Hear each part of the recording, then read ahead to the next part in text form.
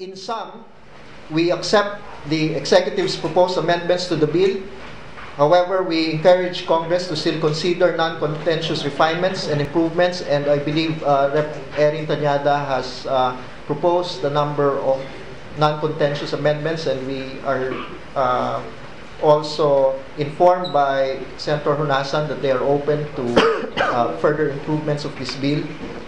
But the important thing is for Congress to now facilitate the immediate passage of this long overdue FOI law.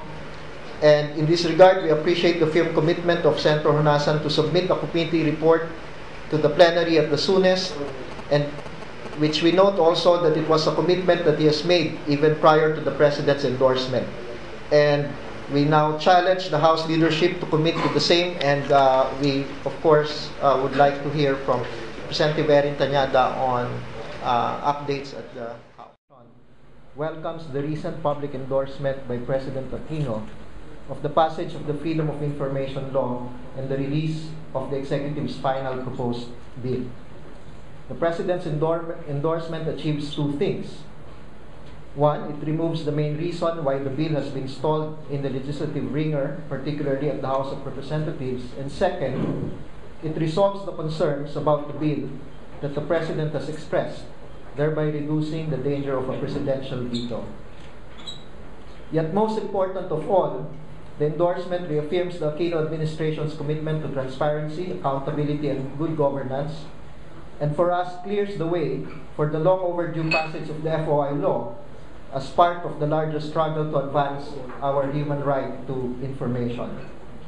The coalition would like to emphasize that while the bill transmitted by Malacanang to Congress has been labeled as the Malacanang version, we wish to emphasize that it derives from the historical and cumulative efforts that began with the strengthened guarantees on transparency and the people's right to information in the 1987 Constitution.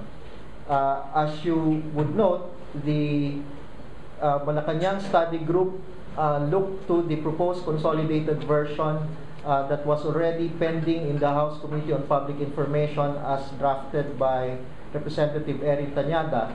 And Malacanang used this as the template to respond to the concerns of the President. And in relation to that, we acknowledge the long history of this measure, and that's why we also have Representative Benny Abante here, who takes as much credit for the cumulative content of this bill as it now presently stands.